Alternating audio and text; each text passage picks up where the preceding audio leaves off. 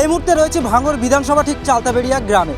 হ্যাঁ, যে কাসেম সিদ্দিকী মমতা বন্দ্যোপাধ্যায়কে একাধিকবার আক্রমণ করেছে, যে কাসেম সিদ্দিকী সবসময় বলেছে যে যারা তৃণমূল কংগ্রেস দল করে তাদের জানাজা পড়া যাবে না, রীতিমধ্যেই সোশ্যাল মিডিয়ায় এমন বক্তব্য ভাইরাল হচ্ছে।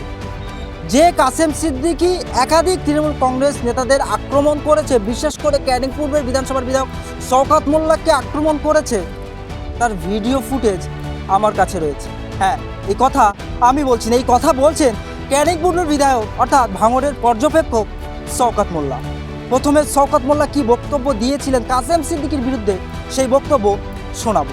যে কাসেম সিদ্দিকী সবচেয়ে বেশি মমতা বন্দ্যোপাধ্যায়কে গালাগালি করত, যে কাসেম সিদ্দিকী সবচেয়ে বেশি তৃণমূল কংগ্রেসকে গালাগালি করত, তৃণমূল কংগ্রেসের প্রত্যেকটা নেতা কর্মীকে চোর বলে প্রতিদিন আখ্যা দিত, এমনকি বাংলার মন্ত্রিসভা সদস্য যারা আছে, বিধায়ক যারা আছে, মমতা বন্দ্যোপাধ্যায়, অভিষেক বন্দ্যোপাধ্যায় সহ প্রতিদিন তার ভিডিও আমার কাছে আছে।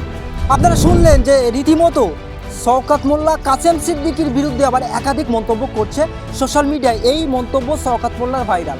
হ্যাঁ, তবে কাসেম সিদ্দিকী তৃণমূল কংগ্রেসের দলে আসার পরে কোনো রকমে মানতে পারলেন না ক্যানিং পূর্বের বিধায়ক শওকত মোল্লা। এই মুহূর্তে রয়েছেন চালতাবেড়ের বিরোধী দলনেতা আলমগীর হোসেন। তাঁর কি মন্তব্য শোনাবো।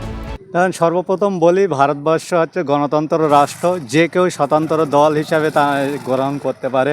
কাসেম সিদ্দিকী মহাশয় তিনি একটা সময় বলেছিলেন যে তিনি ক্যানিং বিধানসভা থেকে দাঁড়াতে চায়।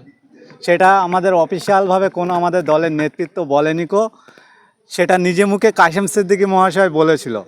এই কাসেম সিদ্দিকী মহাশয় বলেছিল কী জন্য, আজকের বাংলার মানুষ বুঝতে পারছে। তিনি তাঁর ওয়েটটা বাড়িয়ে দেওয়ার জন্য এবং তৃণমূলের কাছে ভালো দাম পাওয়ার জন্য এই কথা বলেছিল। কাসেম সিদ্দিকী মহাশয় এমনভাবে এখন নিদান দিচ্ছেন বা এমনভাবে চলাফেরা করছেন, উনি যদি রাজনীতি না করে যদি সিনেমা করতো মনে হচ্ছে ভালো হতো। ওনার অভিনয় এখন বাংলার মানুষ দেখছে যে ভালো অভিনয় করতে পারে, সেটা কাসেম সিদ্দিকীর অভিনয়ে মানুষ বুঝতে পারছে।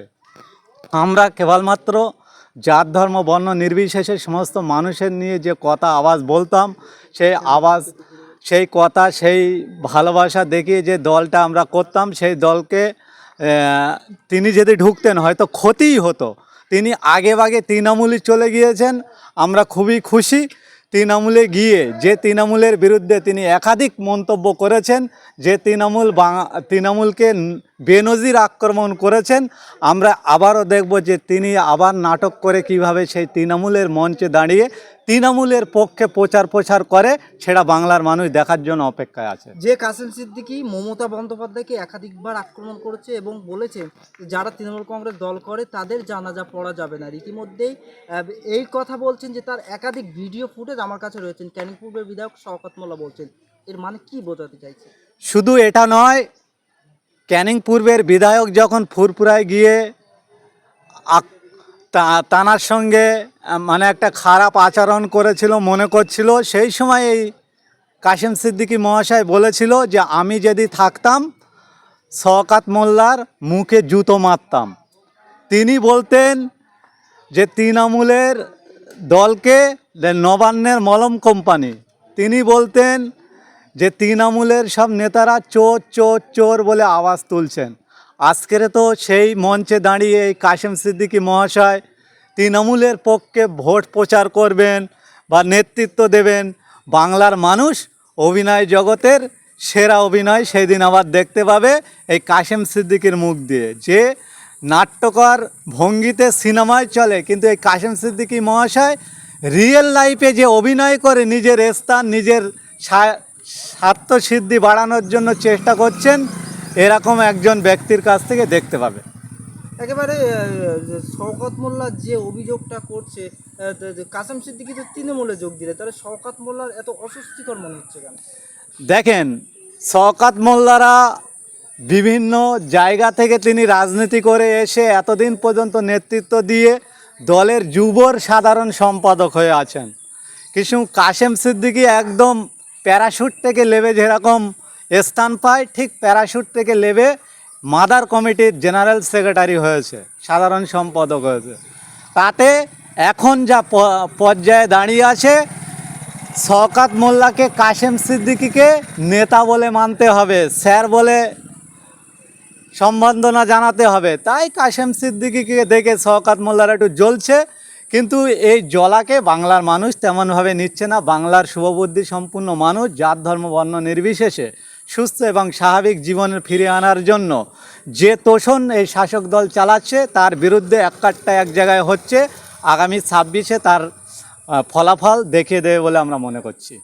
কাসেম সিদ্দিকী ইতিমধ্যে ইঙ্গিতপূর্ণ মন্তব্য করছেন, দল যদি তাকে অনুমতি দেয় এবং দল যদি টিকিট দেয়, ভাঙড়ে নওশাদ সিদ্দিকীর বিরুদ্ধে ভোটে দাঁড়াবে। দেখেন, নওশাদ সিদ্দিকী আগামীকাল তিনি স্পষ্ট করেছেন যে কাশেম সিদ্দিকী নয়, তিনি মমতা বন্দ্যোপাধ্যায়ের বিরুদ্ধে ভোটে দাঁড়াতে চায়।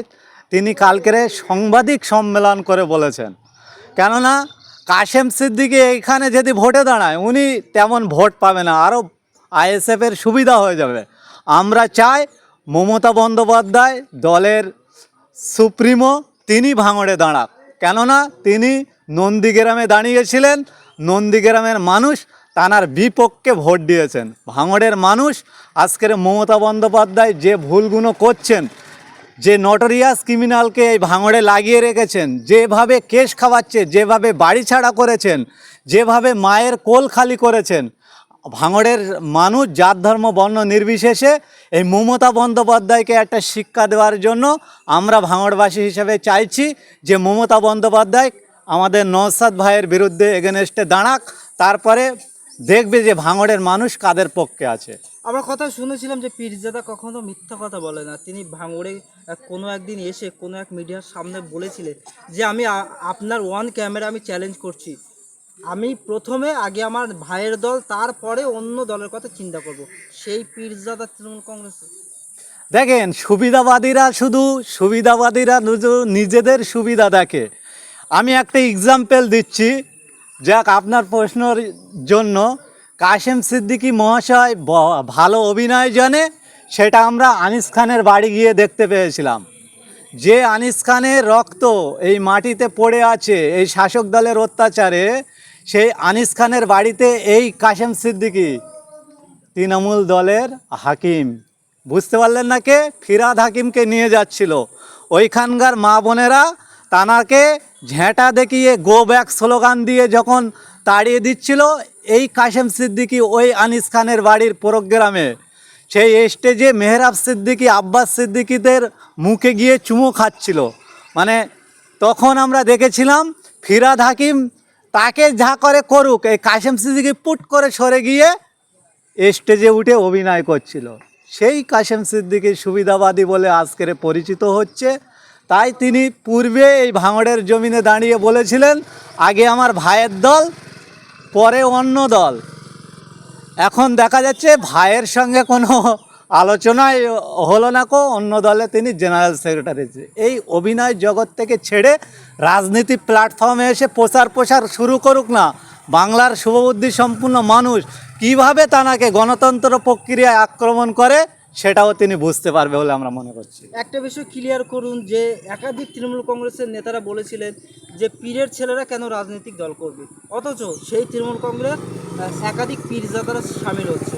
এই বিষয়ে কী বলবেন? দেখেন, তৃণমূল দলটা এদের মধ্যে শিক্ষা নেই, এরা শিক্ষা কি বোঝে না কো, গণতন্ত্র কি বোঝে না কো, সম্প্রীতি কি বোঝে না কো। আমি একটা সময় একটা স্লোগান বলেছিলাম, তৃণমূলের 3টি গুণ, দাঙ্গা ফাসাদ মানুষ কোন।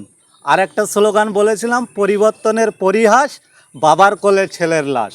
আপনারা জানেন এই তৃণমূল দলটা এমন একটা দল, যদি বাবার কোলে ছেলের লাশ তুলে দিতে হয় এরা দ্বিধাবোধ করে না কো। এবং দাঙ্গা ফাসাদ মানুষ খুন করে যদি রাজনীতি স্তরে টিকে থাকতে হয় এরা থাকবে। এই দলের কাছে তেমন কিছু ভালো আশা করা যায় না। আজকের পীরজাদারা কেন রাজনীতিতে আসবেন না? সিদ্দিকুল্লাহ চৌধুরী রাজনীতিতে আসতে পারবে, ফিরাদ হাকিমরা রাজনীতিতে আসতে পারবে, আর সিদ্দিকী টাইটেল হলে রাজনীতিতে আসতে পারবে না। এই মূর্খতার পরিচয় ওরা দেয়। আজকের মমতা বন্দ্যোপাধ্যায় ব্যানার্জি পরিবারের লোক, তাহলে তিনি কেন রাজনীতিতে আছে? ব্রাহ্মণ পরিবারের থেকে নিদান করেন, তিনি কেন রাজনীতি করছেন? এইসব কথা বলে মানুষের শুধু মাইন্ডটাকে ওয়াশ করে। সাধারণ মানুষের একটা মানে অন্যদিকে ঠেলে দেওয়ার চেষ্টা করে। আজকের শিক্ষিত সমাজ বা ভালো ভালো সমাজ থেকে যদি রাজনীতি প্ল্যাটফর্মে আসে, বাংলার মানুষ সহ রাজনীতির প্ল্যাটফর্মটা স্বচ্ছ হবে। কেননা রাজনীতি চার সংখ্যার শব্দ, এই রাজনীতি কথাটা কাউকে পরোয়া করে না কিন্তু সবাইকে রাজনীতি নিয়ে চলতে হয়। আজকের মন্দির, মসজিদ, ইউনিভার্সিটি, কলেজ, হসপিটাল যেখানেই যাবে আপনি রাজনীতির ছায়া পাবেন। তাই রাজনীতিতে স্বচ্ছ মানুষের আগমন প্রয়োজন। আজকের শুধু পীরজাদারা কেন, যদি হিন্দু ব্রাহ্মণ পরিবারের বা রাজবংশী পরিবারের ছেলেরা যদি রাজনীতিতে এসে সুস্থ সমাজ গড়ার কারিগর হয়, আমার তো মনে হয়, ব্যক্তিগত মতামত জানাচ্ছি, সুস্থ সমাজ গড়া সম্ভব হবে বলে আমরা মনে করছি। একটা প্রশ্ন আলমগীর সাহেব, যে কাশেম সিদ্দিকী বলার পরে আপনি তাকে স্বাগতম জানিয়েছিলেন বা ওয়েলকাম জানিয়েছিলেন, তো তারপরে তিনি আবার টিএমসিতে যোগ দিয়েছেন, তো এতে কি আপনাদের কি মন খারাপ কিছু হওয়ার ব্যাপার আছে বা মন খারাপ হয়েছে? দেখুন ভাই, আমরা আইএসএফ করি, বিরোধী দল করি, আমাদের চাওয়ারও কিছু নেই, পাওয়ারও কিছু নেই, আমাদের লস নেই, আমরা ঠকছি নাই, শিখছি। কাশেম সিদ্দিকী আমাদের দলে আসবে বলেছিলেন, কাশেম সিদ্দিকীকে তখন আমরা ওয়েলকাম জানাচ্ছিলাম, কেননা তিনি নিজে মুখে বলেছিলেন। আমরা কাশেম সিদ্দিকীর কাছে গিয়ে বলেনি যে আপনি ক্যানিং পূর্বে ক্যান্ডিডেট হন। তিনি বলেছিলেন যে আমি যদি ক্যানিংয়ে দাঁড়াই কেমন হয়, একটা ভাই ভাঙড়ে আছে আর একটা ভাই ক্যানিংয়ে, ওটা কাশেম সিদ্দিকী মহাশয় বলেছিলেন। আমরা জানি ক্যানিংয়ের মানুষ যে অত্যাচারিত হয়ে আছেন, তানারা রমজান মাসে নিজেদের ইফতারটুকু করতে পারেনি এই বুলডুজার বাবা শওকাত সাহেব বুলডুজার দিয়ে সাধারণ মানুষের ঘরবাড়ি ভেঙে সেখানে পুকুর তৈরি করে দিয়েছিলেন। আব্বাস সিদ্দিকী মহাশয় ওইখানে যেখানে সমাবেশ করেছিল, যে জলকারে, সে জলকার পাড়ে সেই জলকারগুলো লুট করে দিয়েছিলেন। সেরকম একটা জায়গায় মানুষ যে আক্রান্ত হয়েছিলেন, মানুষ যে নির্যাতিত হয়েছিলেন, সেই জায়গায় কাশেম সিদ্দিকী মহাশয় যদি ক্যান্ডিডেট হতেন, মানুষ বেশি অক্সিজেন পাতেন, সেটা তিনি নিজে মুখে বলেছিলেন। তাই তখন আমরা ওয়েলকাম জানিয়েছিলেন। আজকেরও তারাকে স্বাগত জানাচ্ছি। তিনি আগেভাগে তৃণমূলে চলে গিয়েছেন, কেননা তিনি যে অভিনয়টা জানতেন এটা আমরা হয়তো বুঝতে পারতাম না। তিনি হয়তো এই আমাদের আইএসএফে এসে আইএসএফের দলটাকে ক্ষতি করতেন, আগেভাগে চলে গিয়েছে, তার জন্য আবারও ওয়েলকাম জানাচ্ছি ওনাকে। আমার নাম MD Alamgir Hossain, Indian secular ফান্ডের একজন সাধারণ কর্মী।